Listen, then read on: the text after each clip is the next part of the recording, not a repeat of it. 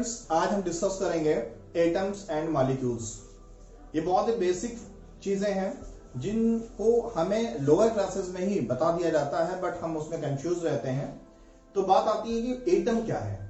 तो so simple है, atom is the smallest particle of the substance which never exist in free state and ever takes part in the chemical reaction. यानी हिंदी में परमाणु पदार्थ का अति सूक्ष्मतम कण है जो स्वतंत्र अवस्था में नहीं रह सकता और रासायनिक अभिक्रिया में भाग लेता है। अब यहां पर एग्जाम्पल की अगर हम बात करें तो carbon, hydrogen, oxygen, sulphur, chlorine, ये सारे एटम्स के एग्जाम्पल्स हैं। अब दो क्वेश्चन आपके मन में डेवलप होने चाहिए। पहला क्वेश्चन ये डेवलप होना चाहिए कि sir, why does the atom not exist in free state, यानी परमाणु स्वतंत्र अवस्था में क्यों नहीं रह सकता। Number 2, why atom ever takes part in the chemical reaction, यानी परमाणु हमेशा अभिक्रिया क्यों करेगा। बहुत सिंपल सा जवाब है इसका। जैसे आपके मम्मी पापा किस क्लास में हैं, आप सोच रहे हो कौन सा क्वेश्चन पूछ रहे हैं सर, ये मम्मी पापा किस क्लास में होंगे। तो आपका जवाब होगा सर मम्मी पापा तो हमारे अपनी लाइफ में एस्टेब्लिश है। सो सिंपल है, आज आप अपनी लाइफ में एस्टेब्लिश होने के लिए मेहनत कर रहे हो और आपके मदर फादर पेरेंट्स एस्टेब्लिश हो चुके हैं, लेकिन उन्होंने भी कभी पढ़ाई की होगी ना। तो वैसे ही हमारी पढ़ाई का एक मकसद है कि अपनी लाइफ में एक आइडेंटिफिकेशन अपनी क्रिएट कर लें, एक आइडेंटिटी क्रिएट कर लें, सक्सेसफुल हो जाएं। वैसे ही हर एटम चाहता है कि उसके आउटर मोस्ट ऑर्बिटल में 8 इलेक्ट्रॉन्स हो जाएं, 8 इलेक्ट्रॉन। दुनिया का हर परमाणु अपने बाह्यतम कक्षा में आउटर मोस्ट ऑर्बिटल में 8 इलेक्ट्रॉन चाहता है, हाइड्रोजन और हीलियम को छोड़ करके। क्यों? क्योंकि हाइड्रोजन और हीलियम अपने आउटर मोस्ट ऑर्बिटल में 2 इलेक्ट्रॉन रख करके फुलफिल्ड हो जाते हैं। तो मैं जो भी बात करूंगा हाइड्रोजन और हीलियम को छोड़ करके बात करूंगा। तो हाइड्रोजन और हीलियम के अलावा हर एटम अपने आउटर मोस्ट ऑर्बिटल में 8 इलेक्ट्रॉन कंप्लीट करना चाहता है। तो इसीलिए वो इंडिपेंडेंट नहीं रह सकता, यानी स्वतंत्र अवस्था में नहीं रह सकता, क्योंकि उसकी कक्षाएं अधूरी हैं। और इन्हीं को पूरा करने के लिए कि उसके आउटर मोस्ट ऑर्बिटल में 8 इलेक्ट्रॉन हो जाएं, वो लगातार रिएक्शन करता रहेगा। एग्जाम्पल देखते हैं। ऑक्सीजन का एटॉमिक नंबर 8, फर्स्ट सेल में 2 इलेक्ट्रॉन, सेकंड सेल में 6 इलेक्ट्रॉन। तो आउटर मोस्ट ऑर्बिटल कौन सा है? ये है। इसमें कितने इलेक्ट्रॉन होने चाहिए? इसमें 8 होने चाहिए। है कितने? 6। कितने कमी? 2 की। इस 2 इलेक्ट्रॉन को पाने के लिए ये ऑक्सीजन रिएक्शन करता रहेगा। Chlorine atomic number 17, 2, 8, 7। क्लोरीन के आउटर मोस्ट ऑर्बिटल में इलेक्ट्रॉन कितने? 7। होने कितने चाहिए? 8। तो ये क्लोरीन भी इस आउटर मोस्ट ऑर्बिटल को कंप्लीट करने के लिए रिएक्शन करता है। तो इसीलिए परमाणु यानी एटम इंडिपेंडेंट यानी स्वतंत्र अवस्था में नहीं रह सकता और रासायनिक अभिक्रिया में भाग लेगा। कब तक भाग लेगा? जब तक उसका outer most orbital completely filled ना हो जाए। तो उम्मीद करते हैं कि एटम आपको समझ में आया होगा। अब बात करते हैं मॉलिक्यूल्स की। मॉलिक्यूल्स मीन अणु, हिंदी में अणु बोलते हैं। तो जब अणु कोई भी फॉर्म होता है यानी कोई भी अणु बनता है तो वो परमाणुओं के जुड़ने से बनता है।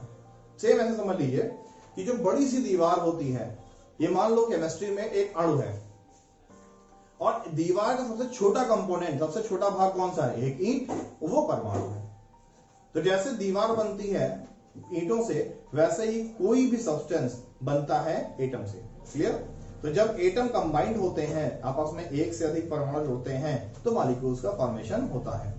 अब मॉलिक्यूल की अगर हम बात करें तो मॉलिक्यूल का डेफिनेशन क्या है कि molecule are the smaller substance which exist in free state and never takes part in the chemical reaction. Hindi में अणु पदार्थ का सूक्ष्म कण है जो स्वतंत्र अवस्था में रह सकता है और रासायनिक अभिक्रिया में भाग नहीं लेता। अब यहां पर 2 चीजों पर ध्यान दीजिएगा। एटम में हमने बोला था स्मॉलेस्ट पार्टिकल यानी सबसे छोटा, और मॉलिक्यूल ने बोला स्मॉलर पार्टिकल यानी छोटे से थोड़ा सा बड़ा। सीधे सा मतलब है कि मॉलिक्यूल जो होता है वो एटम से बड़ा होता है।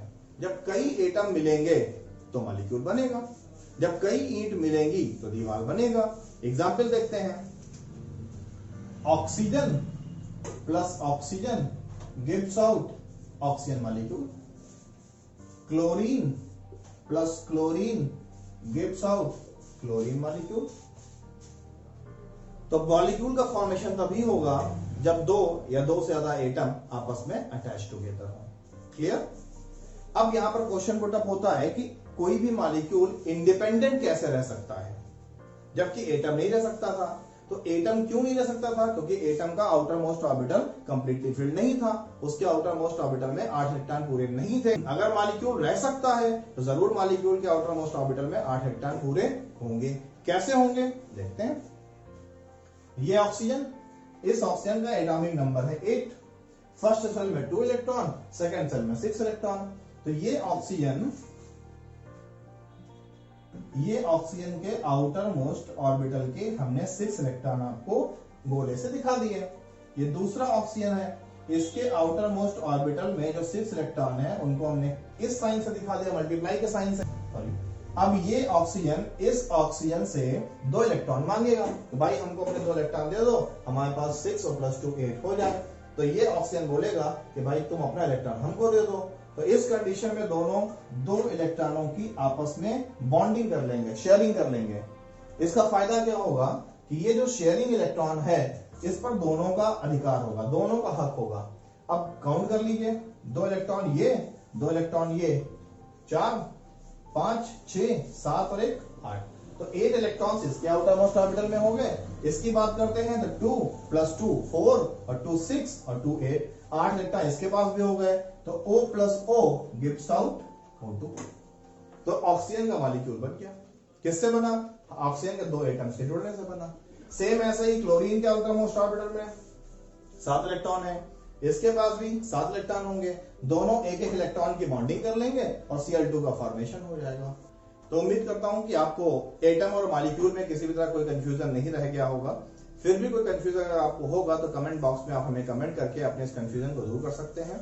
और अगर आपने अभी तक मेरे चैनल को सब्सक्राइब नहीं किया है तो इसे सब्सक्राइब कर लीजिए, जिससे मेरे ये वैल्यूएबल वीडियो आपको रिलीज होने के जस्ट बाद आपको मिलते रहें। और कहीं भी आपको स्टडी में कोई कंफ्यूजन हो, कोई भी प्रॉब्लम हो, तो आप मुझसे डायरेक्टली अटैच टुगेदर रहो। क्लियर?